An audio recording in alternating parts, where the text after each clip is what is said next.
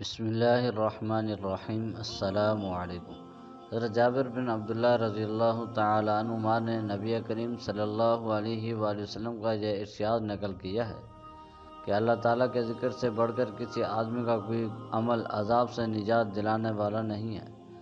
عرض کیا کہ اللہ تعالیٰ کے راستے میں جہاد بھی نہیں ہے۔ آپ صلی اللہ علیہ وآلہ وسلم نے ارشاد فرمایا، جہاد بھی اللہ تعالیٰ کے عذاب سے بچانے میں اللہ تعالیٰ کے ذکر سے بڑھ کر نہیں، مگر یہ کہ کوئی ایسی بہادری سے جہاد کرے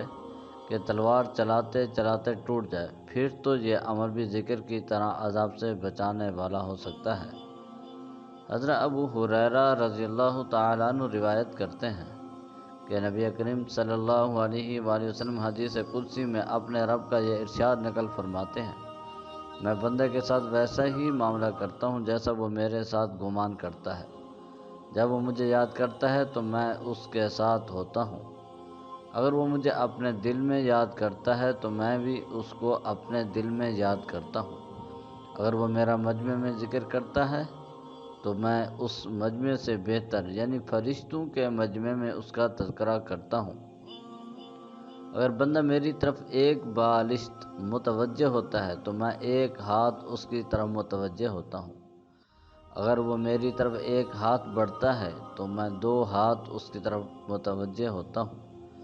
اگر وہ میری طرف چل کر آتا ہے تو میں اس کی طرف دوڑ کر آتا ہوں۔ مطلب یہ ہے کہ جو شخص اعمال صالحہ کے ذریعے جتنا زیادہ میرا قرب حاصل کرتا ہے،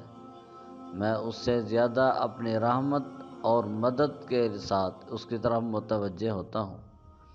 حضرت ابو ہریرہ رضی اللہ تعالیٰ عنہ روایت کرتے ہیں کہ نبی کریم صلی اللہ علیہ وآلہ وسلم نے ارشاد فرمایا، اللہ تعالیٰ کا ارشاد ہے، جب میرا بندہ مجھے یاد کرتا ہے اور اس کے ہونٹ میری یاد میں ہلتے ہیں تو میں اس کے ساتھ ہوتا ہوں۔ حضرت عبداللہ بن بصر رضی اللہ تعالیٰ عنہ سے روایت ہے کہ ایک صحابی نے عرض کیا، یا رسول اللہ صلی اللہ علیہ وآلہ وسلم، احکام تو شریعت کے بہت سے ہیں جن پر عمل تو ضروری ہے ہی، لیکن مجھے کوئی ایسا عمل بتا دیجیے جس کو میں اپنا معمول بنا لوں۔ آپ صلی اللہ علیہ وآلہ وسلم نے ارشاد فرمایا، تمہاری زبان اللہ تعالیٰ کے ذکر سے ہر وقت تر رہے۔ حضرت معاذ بن جبل رضی اللہ تعالیٰ عنہ فرماتے ہیں، میری آخری گفتگو جو رسول اللہ صلی اللہ علیہ وآلہ وسلم سے جدائی کے وقت ہوئی وہ یہ تھی کہ میں نے پوچھا، تمام اعمال میں محبوب ترین عمل اللہ تعالیٰ کے نزدیک کیا ہے؟ ایک روایت میں ہے کہ حضرت معاذ بن جبل رضی اللہ تعالی عنہ نے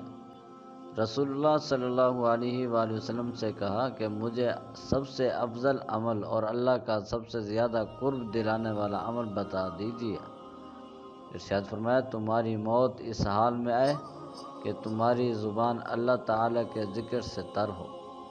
اور یہ اسی وقت ہو سکتا ہے جب زندگی میں ذکر کا اہتمام رہا ہو۔ جدائی کے وقت کا مطلب یہ ہے کہ رسول اللہ صلی اللہ علیہ وآلہ وسلم نے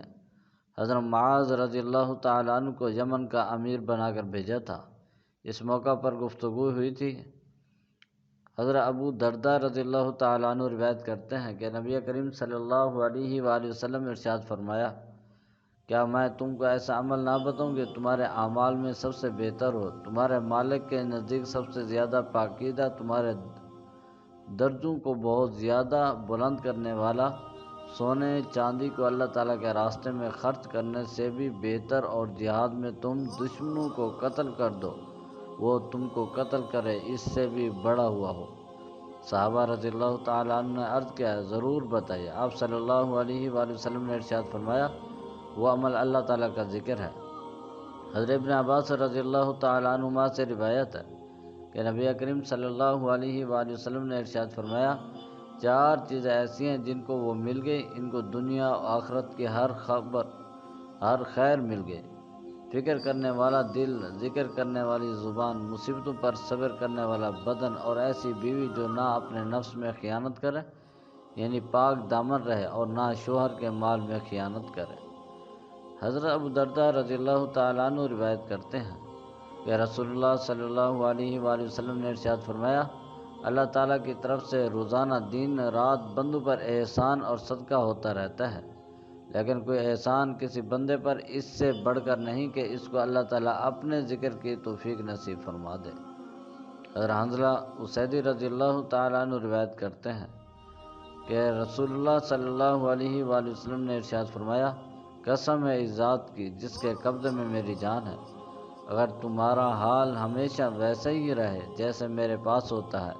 اور تم ہر وقت اللہ تعالیٰ کے ذکر میں مشغول رہو تو فرشتے تمہارے بستروں پر اور تمہارے راستوں میں تم سے مسافہ کرنے لگیں۔ لیکن حنظلہ بات یہ ہے کہ یہ کیفیت کبھی کبھی ہوتی ہے۔ آپ صلی اللہ علیہ وآلہ وسلم نے یہ بات 3 مرتبہ ارشاد فرمائی، یعنی انسان کی ایک ہی کیفیت ہر وقت نہیں رہتی بلکہ حالات کے اعتبار سے بدلتی رہتی ہے۔ حضرت معاذ بن جبل رضی اللہ تعالیٰ عنہ روایت کرتے ہیں کہ رسول اللہ صلی اللہ علیہ وآلہ وسلم نے ارشاد فرمایا، جنت والوں کو جنت میں جانے کے بعد دنیا کی کسی چیز کا افسوس نہیں ہوگا سوائے اس گھڑی کے جو دنیا میں اللہ تعالیٰ کے ذکر کے بغیر گزری ہوگی۔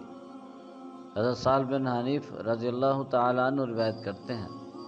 کہ نبی کریم صلی اللہ علیہ وآلہ وسلم نے ارشاد فرمایا، مجلسوں کا حق ادا کیا کرو، اس میں سے ایک یہ ہے کہ اللہ تعالیٰ کا ذکر ان میں کثرت سے کرو۔ حضرت عقبہ بن عامر رضی اللہ تعالیٰ عنہ روایت کرتے ہیں کہ رسول اللہ صلی اللہ علیہ وآلہ وسلم نے ارشاد فرمایا، جو سوار اپنے سفر میں دنیاوی باتوں سے دل ہٹا کر اللہ تعالیٰ کی طرف دھیان رکھتا ہے تو فرشتہ اس کے ساتھ رہتا ہے، اور جو شخص بیہودہ اشعار یا کسی اور بیکار کام میں لگا رہتا ہے تو شیطان اس کے ساتھ رہتا ہے۔ حضرت ابو موسیٰ رضی اللہ تعالیٰ عنہ روایت کرتے ہیں کہ نبی کریم صلی اللہ علیہ وآلہ وسلم نے ارشاد فرمایا، جو شخص اللہ تعالیٰ کا ذکر کرتا ہے اور جو ذکر نہیں کرتا، ان دونوں کی مثال زندہ اور مردے کی ہے۔ ذکر کرنے والا زندہ اور ذکر نہ کرنے والا مردہ ہے۔ ایک روایت میں یہ بھی ہے کہ اس گھر کی مثال جس میں اللہ تعالیٰ کا ذکر کیا جاتا ہو زندہ شخص کی طرح ہے، یعنی وہ آباد ہے، اور جس میں اللہ تعالیٰ کا ذکر نہ ہوتا ہو وہ مردہ شخص کی طرح ہے، یعنی ویران ہے۔